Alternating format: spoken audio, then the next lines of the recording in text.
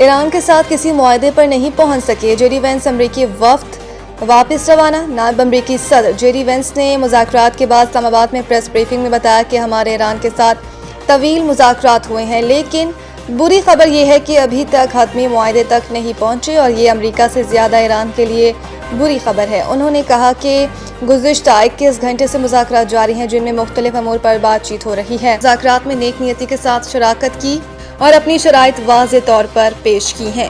ایران نے امریکی شرائط تسلیم نہ کرنے کا انتخاب کیا۔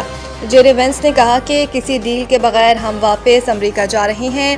ایرانی وفد سے جوہری ہتھیاروں سے متعلق کوئی واضح عزم نہیں سنا۔ ہمیں واضح اور مثبت تصدیق درکار ہے کہ ایران جوہری ہتھیار حاصل کرنے کی کوشش نہیں کرے گا۔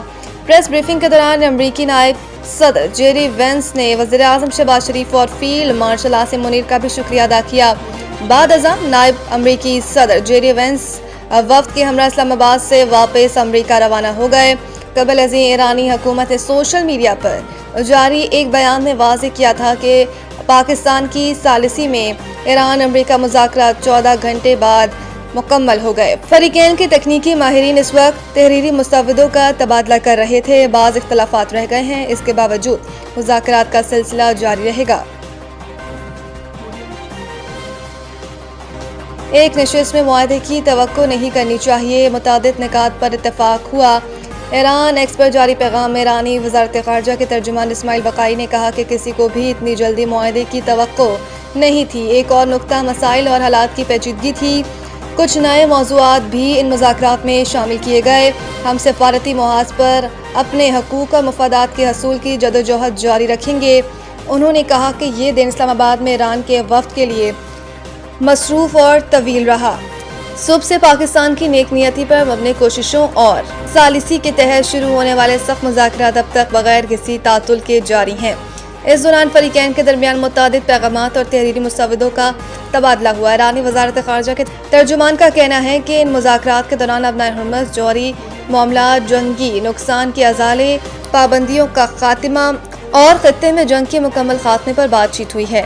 انہوں نے مزید بتایا کہ مذاکرات میں متعدد نکات پر اتفاق ہوا ہے، تاہم 2-3 اہم معاملات پر اختلاف رائے کے باعث جامع معاہدہ طے نہیں پا سکا۔ ایران، پاکستان اور خطے کے دیگر دوستوں کے درمیان رابطے اور مشاورت کا سلسلہ جاری رہے گا۔ سفارتکاری کبھی ختم نہیں ہوتی، یہ قومی مفادات کے تحفظ کا ایک ذریعہ ہے۔ امید ہے امریکہ ایران امن کے لیے بات چیت اور جنگ بندی جاری رکھے گا۔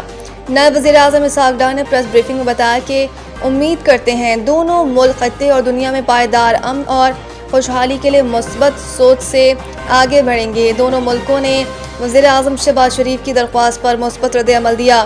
اسحاق ڈار نے کہا کہ یہ ضروری ہے کہ دونوں ملک جنگ بندی جاری رکھنے کے عزم پر قائم رہے۔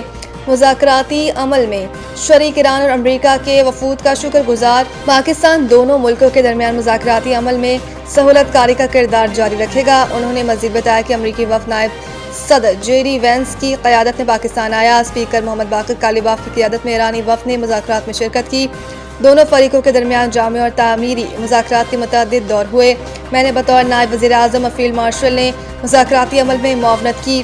اسحاق ڈار نے مزید کہا کہ دونوں ممالک کی جانب سے پاکستان کے مثبت کردار کو تسلیم کیے جانے پر ان کے مشکور ہیں۔ امید ہے کہ امریکہ اور ایران امن کے لیے بات چیت کا عمل جاری رکھے گا۔ امریکہ جنگ جیت چکا، مذاکرات کامیاب ہو نہ ہو فرق نہیں پڑتا۔ ٹرمپ میڈیا سے گفتگو کرتے ہوئے امریکی صدر ڈونلڈ ٹرمپ نے کہا کہ ایران کے ساتھ اسلام آباد میں مذاکرات جاری ہیں۔ ہو سکتا ہے ایران کے ساتھ معاہدہ ہو جائے اور یہ بھی ہو سکتا ہے کہ نہ ہو۔ صدر ٹرمپ نے چین کو دھمکی دیتے ہوئے کہا کہ اگر چین ایران کو ہتھیار فراہم کرتا ہے تو اسے بڑے مسائل کا سامنا کرنا پڑے گا۔ شاید انہوں نے پانی میں چند بارودی سرنگیں لگا رکھی ہیں۔ ہمارے پاس بارودی سرنگیں صاف کرنے والی مشینری ہے، ابنائے حرمز کی صفائی کر رہے ہیں۔ اس سے قبل بھی امریکی صدر نے کہا تھا کہ چین، جاپان، جنوبی کوریا، فرانس اور جرمنی کی خاطر ابنائے حرمز کلیئر کر رہے ہیں۔ دیگر ممالک میں یہ کام خود کرنے کی ہمت نہیں۔ مختلف ممالک کے بحری جہاز تیل لینے کے لیے امریکہ کا رخ کر رہے ہیں۔ بارودی سرنگیں بچھانے والی ایران کی تمام 28 کشتیاں سمندر برد ہو چکی۔ ٹرمپ پر بھروسہ رکھیں۔ جہان داد خان کو وکٹ اڑانے پر جوش دکھانا مہنگا پڑ گیا۔ جرمانہ عائد کوئٹہ گلیڈیٹرز کے فاسٹ بالنگ آل راؤنڈر جہان داد خان پر HBL PSL Pakistan super league کے ضابطۂ اخلاق کی خلاف ورزی پر میچ فیس کا 10% جرمانہ عائد کر دیا گیا۔ کارروائی نیشنل بینک اسٹیڈیم کراچی میں راولپنڈی کے خلاف کھیلے گئے میچ کے دوران پیش آنے والے واقعے کے بعد کی گئی۔ رپورٹ کے مطابق جہداد خان نے ضابطۂ اخلاق کی شق 2.5 کی خلاف ورزی کی، جس کا تعلق ایسے الفاظ، حرکات یا اشاروں سے ہے جو بیٹر کو اشتعال دلانے یا غیر مناسب رد عمل پر اکسا سکتے ہیں۔